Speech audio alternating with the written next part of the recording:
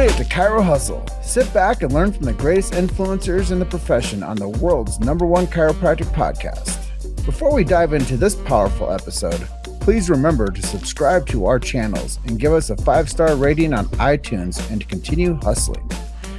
This episode is sponsored by Transact Card, Align Life, Neuro Infinity, Imaging Services, Chiro Health USA, Chiro Moguls, Pure Chiro Notes, Titronics, Sherman College of Chiropractic, New Patients in a Box, Life Chiropractic College West, Pro Hockey Chiros, Pro Baseball Chiros, and the IFCO. Let's hustle. Hey guys, welcome to episode 505 of the Chiro Hustle podcast. I'm your producer, Luke Millette, and here's your host, James Chester. So today we have the opportunity of interviewing Dr. Bo Mullen.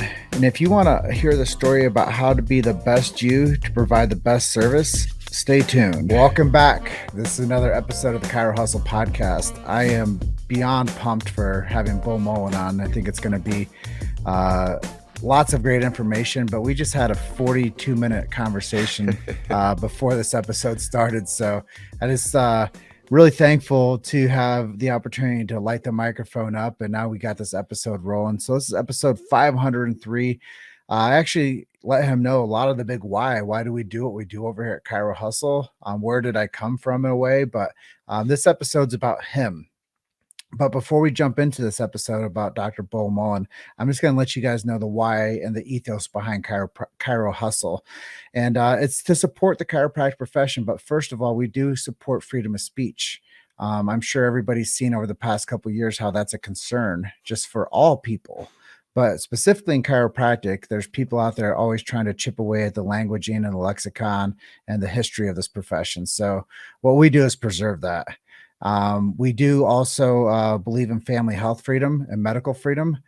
Those are big things. I know Dr. Bo had an issue over the past couple of years where they had some people that weren't happy with his guidelines on how he wanted to run his own business. So those things are, as they say, essential or non-essential. Well, it's essential to stand up for what you believe in, and family freedom and medical freedom are things that are, I'll die on the hill for that.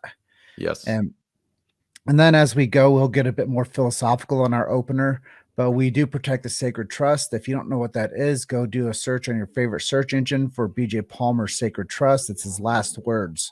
You're going to learn so much about chiropractic. If you didn't ever know about the sacred trust, figure out how to protect it yourself. And then we do support subluxation-based chiropractic, innate intelligence, and universal intelligence. We believe that when man or woman, the physical gets adjusted, it connects them to man or woman, the spiritual. And with that being said, Dr. Bo Mullen, welcome to the show. Thanks, buddy. I'm very excited to be here. I kind of got lost in our conversation and realized that we hadn't even started yet, or didn't realize. So super pumped, man. This is cool. I'm ready to be here. Yeah. It's one of those things that chiropractic is such a profound thing that if you meet somebody and you dial in with the right frequency to that person, you could talk about it for endless hours. Yes. And I think that we were on that. And I know, and it's good though. It's good because I feel like you got a chance to fill your tank and I got a chance to fill my tank. And the question set that we roll through is going to be a lot more fun now. Cool. Yeah, man, it was good. It's again, like you said, it's nice to chat with someone that speaks the lingo, so to speak. Yeah. So you went to Palmer. Tell me about your early experience going to Palmer. Yeah. So my wife and I, we were living in Redmond, Washington, had a couple really good jobs right out of undergrad. And even though things were good, it was like, this isn't where we want to stay. I always knew I wanted to go to school again for chiropractic. And so we cut our lease short in December and we just moved to Davenport. We didn't visit. I'd never been to anywhere between Montana and like Florida, like literally most of the country. I'd never been there. But I just knew, I was like, if I'm going, I want to go to where it all started. I love standing somewhere where something significant happened and kind of just like, what if I was there? Right. And so we pull up to Davenport, Iowa, 10:30 at night on a January winter snowiness. And we pull up to this duplex that we rented via Craigslist. And it was not what they showed us. I'll put it that way. And I turn around, my wife's crying, and we have our stuff's in a moving truck. We got our dog and our cat, and like we spent one night there and left and got our money back, and we're homeless for like a day and found a house. So the start was really like, huh, did we do the right thing? But we settled in, we found our place. Our moving truck was 32 days late, so we lived off like a frying pan from Walmart and our suitcases for a month and an air mattress. Um, but man, it's so cool now to think about how it started. But Palmer was great. We had a baby. My wife and I both went through Palmer at the same time. She had our first baby the day after our first year ended. Finals were Thursday. She had him Friday. A teammate of mine on the rugby team, his wife was watching their daughter while he was in school and watched our son for $5 an hour, which was like a godsend. And they became our best friends. And like their family would invite us to Christmas stuff because they were drivable. It was perfect. It was like our Midwest family. So Palmer's crazy. Played rugby there. Having a kid, we both had jobs. We both went to school. But I just think that it was like, again, you're in a storm and like, oh, why me? Why me? Versus what should I do, God? What should I do? And I think I look back then and now sometimes things seem crazy and busy. And I'm just like, this is nothing compared to being in school with jobs and a kid. Like, so it was a fun time, but it was wild. It was not everybody's normal chiropractic school experience being married with a newborn. But I think it pushed me to do as much as I could. At least at that point in my life, I think I pushed myself pretty far. I probably could have done more, but So it was a so wild time. how did you decide that you wanted to be a chiropractor? Because I think that that's like a fundamental of our show. People talk about like how they like were inspired to become a chiropractor, and I know Mhm. in your bio you talk a little bit about one of your family members that was a chiropractor. Yep. So my uncle went to Palmer Davenport, graduated in 1974. Got to sit in front of Clarence Gonstead in the real life and learn from him. So it was pretty cool. And I just, I always remember like whether it was a vacation they went on or their house was different or they were happy or, like there was just something different about Uncle Lou. And, everybody's got their faults. I'm not going to say he was a saint because nobody is, but he was always just, it was just different than the other three siblings. And not that they're bad, but he lived differently. And I loved getting adjusted. When I went to college in high school, like people said they'd never been to a chiropractor. And that just was like, I didn't know that people didn't go. So that's kind of how we grew up. Very chiropractor bubble. Went to school, thought I wanted to be an orthopedic surgeon for a little while. Shadowed some surgeons in undergrad. That was actually really fun. But I was at a Seahawks game right after undergrad, and my buddy Brandon, who his uncle and mine were actually business partners for a long time as docs. I was dying. I was on crutches because I broke my ankle, and he adjusted me on the back of the truck, and it was just awesome. And I was like, "Oh, thanks, man. That's great." And we're driving home that night, and I looked at my wife and I said, "I don't want to have to do a residency where they tell me, and I don't want to have to be in an OR to use my skills. Like, I want to help people all the flipping time." Like, I loved what happened to me today. And the next day we cut the lease and planned our move. And that like, so it was always there. But then that moment I just knew. And then even going through school, like it was good. And I knew chiropractic was awesome. But it wasn't until a few years into practice that I really kind of, about the time I found Kairos, it really kind of ignited me like I'd never been before. And like the last 3-4 years, man, I'd just been different. And I didn't have that huge aha moment like some people do. I wasn't hurt and chiropractic didn't, help restore me, but it was that adjustment and it was finding Kairos. Those two influential moments have turned me into what I am now, I would say. So I think that there's a lot to be said about the Kairos training culture. Share some sentiments that you have about being a part of that culture Yeah. and how it's helping support chiropractic across the board. Yeah. I think, first of all, for me personally, we met Brett because he actually did a couple months of business consulting with us and helped us systemize some things and really aligned our practice with who we were. And I mean, numbers went up like over 20% in the first few months. And I didn't feel like we changed a lot. That's what caught my attention was like, I was looking forward to this video call every week because I just got so much from this guy. And then we stayed connected after, became friends, and I attended a couple training camps and a seminar. Jamie and I got to speak at one of his winter immersions. Met Daniel DiPiazza there. He's a great guy. I don't know if you've ever heard his stuff, but anyway, it really shook me that this group of people was like this instant family. And you could see that they were family, but then you also didn't feel like you had to do anything to be in.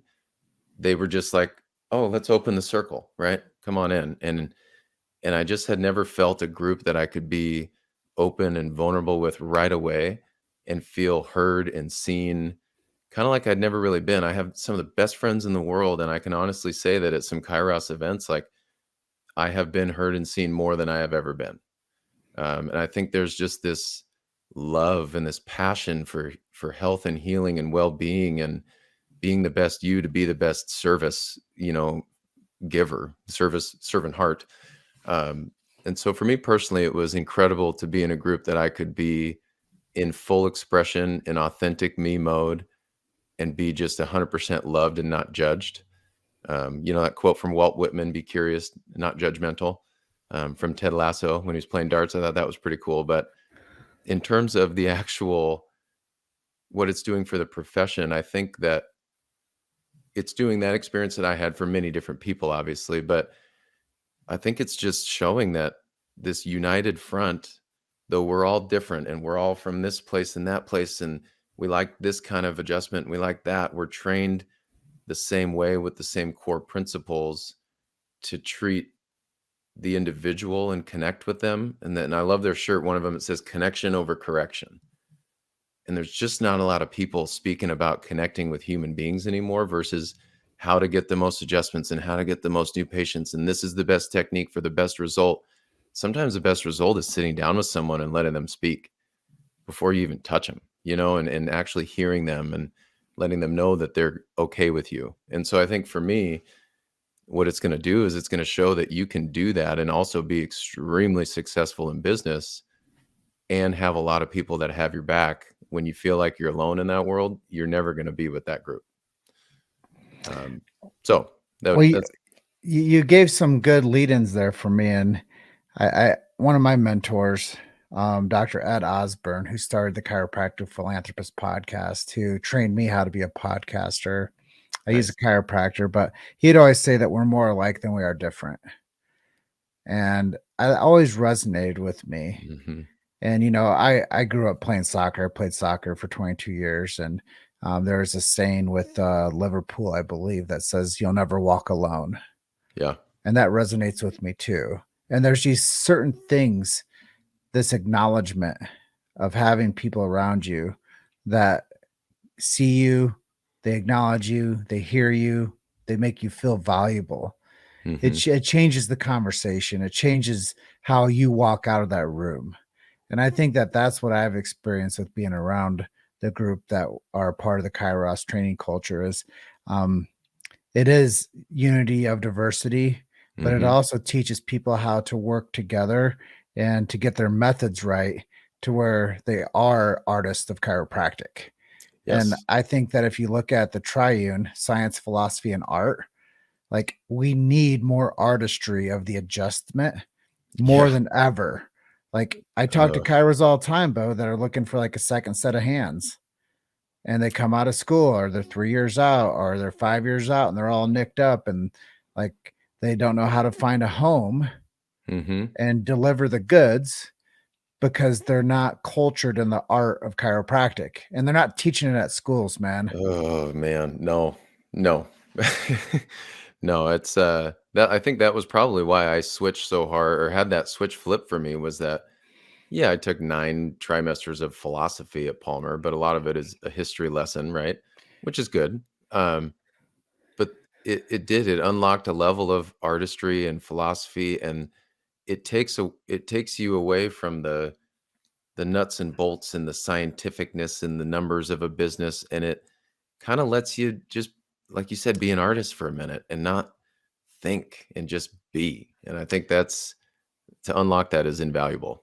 Well, history is important, but studying philosophy of the greats the Martin Right. Luther King Jr., studying the philosophy of that, studying the philosophy of Gandhi, studying the philosophy of Mother Teresa, studying the philosophy of artists like Picasso and Van Mhm. Gogh. Like that's philosophy that I believe also people need to have a foundation in so they can understand like what it means to have a soul mission, what it means to do bigger work than yourself.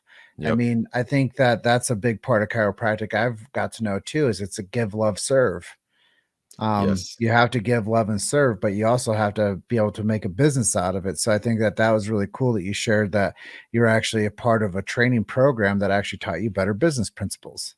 Oh, yeah, and now 100%. And like for example, working with Brett is probably one of the only reasons I feel confident now that I'm launching like consulting for chiropractors this year. And I got a client that's starting in June. I'm super pumped as I've always wanted to do it, but experiencing it from the consumer end and getting a really good product from someone who just wanted me to do better. And that was it, and um, not getting into the price because it really wasn't that expensive. He could have charged a lot more based on what others are. And so it's authentic. And yeah, it's both. It's artistry, business, and holy, like some of these guys that teach there, the science, and this guy, Dr. Jordan Bonham in North Carolina, he's one of their facilitators, and he is truly a nerd, and he'll say that himself, but like he pulls stuff from back here where you're like, I don't even remember my phone number from a kid, and you just spurted that out from like 3 pages of a book.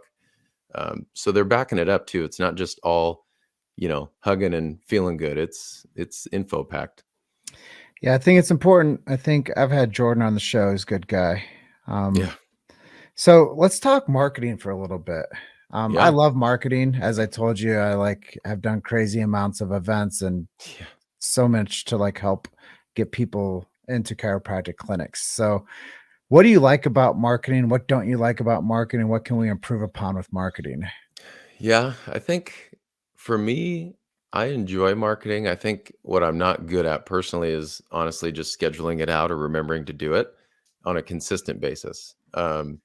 In the past, I have not been attracted to screenings, but I also I think I just put my perception or my experience with some screenings onto me doing one. Like I quit drinking in December and I realized I used to drink a lot because it brought kind of the real me out. Like it made me feel comfortable. And I don't need that anymore. Like I'm not that guy. And so I just threw it out. And I think that way about live events and screenings this year. That's what I really want to push in our town is in-person stuff, connecting. Like you said, if you meet one guy, you meet one guy because it was the guy you're supposed to meet. So I think as a chiropractor, being in person is massively important because when they come in and they've already spoken to you or some of your staff and they recognize them, it's not their first time in your office anymore. Like mentally, they're not a guest anymore; they're a member, right? And so I think that's huge. And I've really been into, again, I've been falling off, but just honestly stories on social media and giving that behind the scenes type look. I love the Brunson, like give them a new vehicle, state what they're probably thinking is their objection, solve it for them and tell them where you're at and boom, you're out. Right. So it's like, I think being more present in where those people are, which to me is a lot of in their phones and walking around events in town.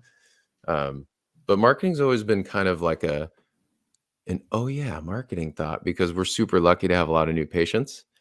Um, and so that's something I'm always curious about too, because I feel like someone could come in and really rip our marketing up in a good way and humble me a little bit to get me going more. Yeah, I think it's just one of those, if for lack of a better word, sobering things. Right.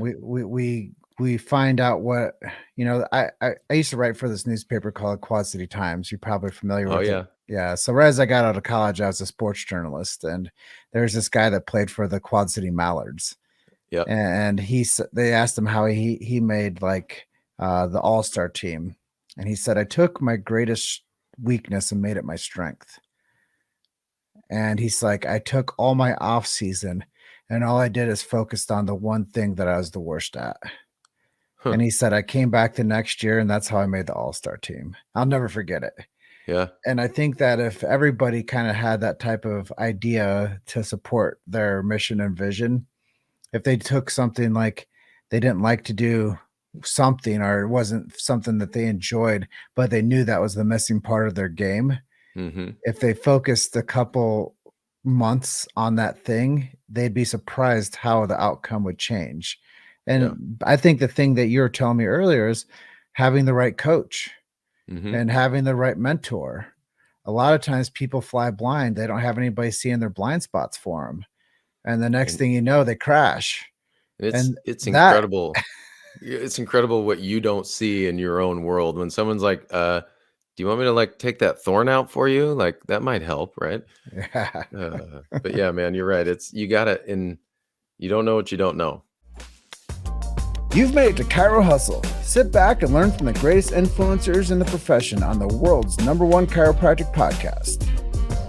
This episode is sponsored by Transact Card, Align Life, Neuro Infinity, Imaging Services, Chiro Health USA, Chiro Moguls, Pure Chiro Notes, Titronics, Sherman College of Chiropractic, New Patients in a Box, Life Chiropractic College West, Pro Hockey Chiros, Pro Baseball Chiros, and the IFCO. Let's hustle. Well, let's go back to you a little bit, because I know you got a couple kids and your wife's a chiropractor, and Yeah. Yeah, she's at chiropractors work. I think and the kids are outside playing. They're good. and chiropractors are always like, from my lens, they're some of the most fit and healthy people out there, and they're Yeah, pillars. that's They're pillars of their community. You know, they're not eating GMOs. right. They're not putting shots into their kids. Yep. They're farm to table people. But what are you doing specifically to take care of you and your family to make sure you guys are staying healthy and, not having, as they say, sick days? Right. Well, I will say, I do believe we live a pretty healthy life. At the same time, when the kids get off the bus from school on Friday, there's this little market downtown called Finholmes. It's right on the water, and we say Finholmes Friday, and they can get an ice cream bar and a soda. And so it's like, yes, there's times where we do some treats, right? And but it's scheduled. It's a reward type of thing. Like we got to earn Finholmes Fridays, right? Because it's special to eat that way. But for the most part, I think my wife and I kind of have a mirrored schedule where one of us usually has an open morning to get the kids to school and kind of be alone in the house to get some chores done or do something like this or read or whatever, work out. Um, and so that's been super helpful, not working at the same time all the time. Like, I don't know how we thought things would get done, but they weren't. So that's really cool to come home to when you have four people in a house all the time and you come home for 3 hours and there's nobody in it, you can get everything you want done in the entire world. Um, but what's been super cool lately is we have a couple service trades in town with gyms, so we have access to facilities, which we use. But we built a home gym during COVID. Our gym stayed open, but honestly, it was like it was just easier to have some stuff at home just in case. So we I did felt the that, same way. right? And so my son, who just turned 10, is a great golfer. Like I genuinely believe he's better than me already. Won his first tournament last year. He's just honestly a little stud. And he started playing baseball last year, and he's very lean, like his mom, built like her, just skinny and strong. And he wants to play football and he wants to play baseball and hit farther. And so I said, okay, this is what you need to deadlift, and you're going to do it how I say. And when you have to go down and weight and technique, you're going to listen to me. And I gave him some things. And for 3-4 weeks now, man, he's got his weekly alarms set on his iPad, like not the night before, but for the week. Each day is different. He wakes up, we go down, we're tracking his weights, and he's shaking me to wake up. Hey, Dad, come on, we got to work out. And That's it's cool, encouraging. dude. It's incredible. Like I still struggle to live this way, and it's just cool. He's got a different mentality, and I'm not saying he's Kobe or Michael, but just how they had to do it, he has to do it. I And might ask him to mentor me. yeah, honestly, like so that's been cool because Sign me up. dude, I buy the ice creams on right, Friday. yeah, no kidding. Yeah, I know. If it wasn't for him, I probably wouldn't work out as much either. But it's always been important to Jamie and I that even if they weren't working out with us, that we would go tell them, this is what we're doing. You can come hang out, turn the TV on, hang out with us. But we wanted them to see us doing it together. but also that this is important. Like, a lot of people will joke, "Oh, I need to get back to the gym," and this, and I, I want them to see us do it. One of the scariest things, humbling things I ever heard was, you tell your kids they can be whatever they want. Someday they're going to look at you and say, "Why aren't you doing that, Dad?" And I don't ever want to have them ask me that question, right? I want them to see me present with them, but pushing, right? And so the kids is a huge motivator. We try to go on a lot of walks. I'll sacrifice a workout to go on a bike ride with them, or let them ride their scooters and take the dogs out. They're getting a little old now, so we usually leave the dogs at home half the time. But we just try to move, man. I really, we can all get sucked into screens, but if the sun's out, especially in Washington, we're outside till it's dark as much as we can be. That's cool, man. Well, I appreciate the family sentiment, and Yeah. it sounds like you got yourself a future star in your hands. Yeah, I told him not to forget about Dad if he gets a big paycheck someday. Send all the team in to get adjusted, kid. Yeah, right. You don't even need to give me money. Just give me your friends. Yeah. So let's future pace a little bit in this profession that we both love. Where's it headed? What do you see happening? I know that you gave me this lengthy message that where you see it going, but share with our audience where your headspace is around the future of this profession.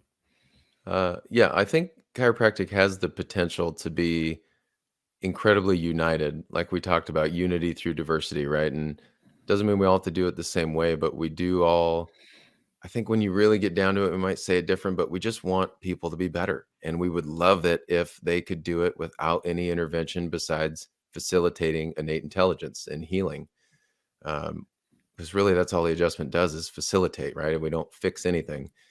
And so I've seen it struggle. Recently we had a lot of the schools pushing for, I don't even know how to put it, different allopathic methods to be introduced or taught, or removing words that really our profession is built on. So I think we've seen plenty of fighting and infighting, but I also think that if you look at the hecticness of the medical world lately, it really is not a lot about a chiropractic office, right? It's drugs and systems and hospitals overflowing, and massive corporations not treating people. And it's the antithesis of you walk into a chiropractic office, and most likely, hopefully, you are the attention point. You are looked at, you are heard, you are seen, you are treated with actual hands-on treatment, which a lot of times your surgeon won't even touch you sometimes till he cuts on you, And so, not to, I'm not trying to be down on surgeons. I've had a few that have really helped me, but I think I would love to see it be the most united healthcare profession in the world, in the sense that we are just constantly here for this ebbing and flowing with a consistent standard that doesn't need to waver through all the stuff, right? You can come back to the core of health, which is right here. I don't know how we see that because of the differences we do. I think that's the challenge is, does a Thompson, Gonstead, Chiro, does it all do the same thing, right? Like we talked about. And so, yeah, I don't know if I can tell where it's going, but my hope and my dream that's plausible is that we start coming more and more together to provide normalcy in some form of healthcare. Well, it's a strong answer, and I just want people to know that are listening is you get choices. That's what medical freedom is. Mm-hmm. That's what family health freedom is. And I do believe that chiropractic plays a special role in that position for people to have a choice. And I do think I've said this to quite a few people, not maybe on the record, but I feel like medical tyranny would be upon us if it wasn't for the chiropractic profession. I feel like the medical establishment has pretty much played chess with all parts of the profession. And now they're, like you said, they're removing languaging and philosophy from schools. So they're castrating chiropractic from within the schools. And yes, very much. And they're watering it down and selling it out, and they're retiring professors early, and they're changing the way that chiropractic is taught and delivered. So we do need to protect the sacred trust. Back to the opener again. There's reasons I say the things that I say because these questions that I ask, they're fundamentally supported by the belief systems and the ethos that we carry forth with. Hmm. So when you talk about a more unified profession, yeah, I think that if we don't unify long term, there will be checkmate and there will be Yeah. medical tyranny. So chiropractors have to get together and support each other rather than pointing out the differences. They need to say, well, if we don't become more unified, if we don't lobby harder, if we don't stick up for our rights to practice, and a big part of this is I'll tell people all the time, man, is you got to support the state associations Hmm. because those are the people that support your licensing. And unfortunately, that's a game we all have to play. So Yeah. I'm doing everything I can to support the executive directors of every state association right now. I Yeah. was just Go ahead. Go ahead. I was just speaking at the Palmetto Chiropractic State Association, Hmm. and I think that they were asking me like, well, what would be like the one thing, the ad campaign for chiropractic? And I was like, chiropractic gets better people better faster. And that's the truth. Yeah. And they're like, "Well, that's more symptom based." And I'm like, "Well, people understand that. Sorry." Like, Right. Meet them so where they're at sometimes. we do have to meet them where they're at and get better faster with chiropractic. And I think that it's a really catchy thing for people to pay attention to. And if we really wanted to understand how all chiropractic works, like it gets people better faster. Hmm. Yeah. Yeah. The state association here played a little role in with our fine and getting that dropped down and everything. And yeah, I think you're right. You gotta again, you don't have to agree with every single thing, but we got to support what's supporting us, right? And I've talked to many executive directors, and I'm just being clear. Like a lot of times, they'll tell me how somebody becomes a member. It's because something happens to them and prevents them from moving forward with practice, and then that's their impetus to looking for how can I get involved with the state association. Yep. Well, I think that that's the big thing is people just have to pay their dues. They have to Yeah. support that or those organizations, whether they like it or not, and then they have to support a larger organization like the ICA. They have to support organizations that support the future of chiropractic. And I think Right. that that's really important. I agree. So, transition. I know we're getting towards the edge of our time together. We've been Oh, you're on good. a call for quite some time, but I am curious, like, who are some of your heroes? Who's helped inspire you to become the practitioner that you are? And then the second part of that question is if you could spend an hour with anybody within or without the profession or outside the profession, who would that be? Yeah. It's good questions. I think, heroes to me have always been like less of a big name, more of like a relationship to Uncle me Lou. for Uncle Lou or like, yeah, yeah. You look at, um, I think my grandfather kind of wrote that in the who would I spend an hour with, and it'd be him. And um, he was a prisoner of war in World War II, and just like the happiest human being that I've ever met, but yet like the hardest, crossest dude. Like he just showed like you knew that you were in his love, man, because he was just different with you. Um, and just for somebody like that to be just beaten down, man, like I can't even imagine what he went through. And we never really talked about it except for one day he shared some stuff, but he just showed me that like, man, the middle of something can be tough, but like you never know what God's working on the other end of that. Because while you're head down in the mud, he's building something over here for you that you had to learn how to do over here to maintain or to handle, right? And so just an example, not with always words, but just action. um, he's a guy, I'd go and I knew his nap times, and I could go ride my bike down and sit with him, and I knew I had to be out by a certain time so he could go do his stuff. But we just had such a cool relationship, and I think he taught me how to speak like a man, how to look somebody in the eye, how to shake their hand, and how to have manners, but how to be loving. And that man, that is my hero for sure.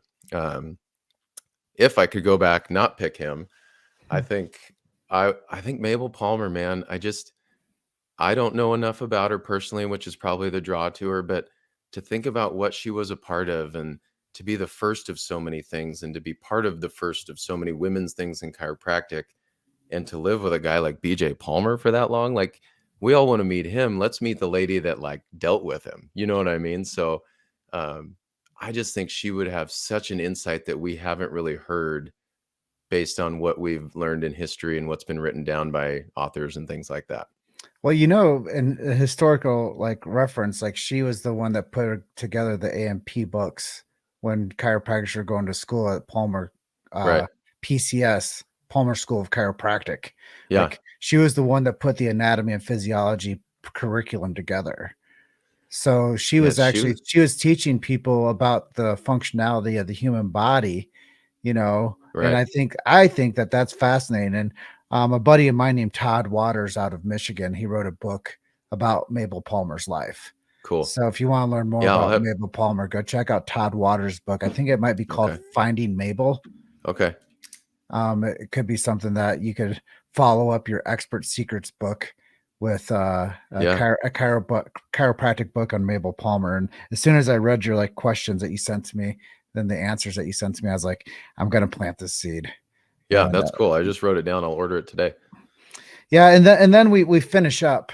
I have a couple more questions, but we finish up, and um, one of the things I really love to give people hope. I mean, we can sell hope all day, but when you hear about like the miracles that happen in chiropractic offices, that's one of the Yeah. things that like really makes me fall in love every time after time of doing Yep. this show, which gives me the glory of going on is the miracles. And Yep. I know that you shared, a story with me about a little toddler. Mm-hmm. So just share with us that miracle story, and then I'll ask you one final question and we'll close out. Yeah, man. I had to think because we've had some really cool moments, but I think the biggest impact, not just on the patient, but to the family, like that exponential leap that you see this love and healing go out to was this little baby came in. I think he was right about 3 months old. And this family's coming in and the baby's screaming in the car seat, picks up the baby, kind of rocks him, does the like, okay, just need his mom. And they get in and the mom, like my new moms look tired. I get it. I haven't been a new mom, but I've been a new parent, I've seen it. But there was just this look of like, help me, right? Like desperation.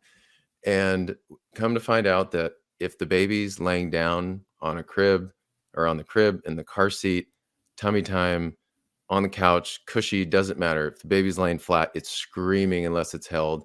So the mom's been sleeping, like trying to be in like a recliner like position. I mean, it's terrible. They can't get a babysitter. They can't even go to the grocery store they haven't done anything together outside of their home. And they've never done anything without this baby because it's screaming when it's not being held like this. On top of that, the baby's puking, like not spit up, but vomiting projectile every time it eats. Boom, losing all its food. It's losing weight, which is not a good thing for a baby, right? Failure to thrive is a very big deal. And so the pediatrician says, okay, you need to try basically Prilosec and prescribes them heartburn medication to try to keep the stomach closed. Because apparently God forgot to put Prilosec in that baby before it was born. So innately it was missing it. That's not true. That's a joke. So, I'm following you. yeah. I just, in case anybody was wondering, I don't feel that way. So anyway, that doesn't work. And then the next suggestion is, well, there's something wrong with your breast milk. So you need to try formula. And then they went through, I think 4, maybe 5 formulas by the time they'd come, and nothing's changing, nothing's working.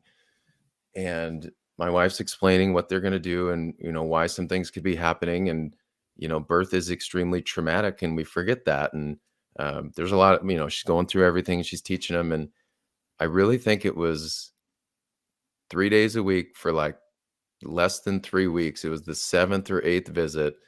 And they come in and they're like crying their eyes out, telling us how amazing it is. And this baby sleeps and he just drove here and he slept in the car ride. And they went on a date to get coffee where the mom watched the baby. And they're just like elated. Like I can't even explain the joy that we felt. And to see that like I'm going to downplay it, but nudging a couple of the spots on this baby, checking a couple things and just facilitating a little bit more function, it didn't make the baby stop spitting up. It changed a family. Um, and then they were confident to have more kids, right? So like they were even going into, can we even have more kids if this is how it's going to be at 3 months into their first one? And so to see a family be impacted, and now to see that family running a local business, helping with mental health in our area and crushing it, like what would they be doing if they didn't have the time to go do that? And how many people wouldn't have gotten the mental help that they needed? That's what's big about this.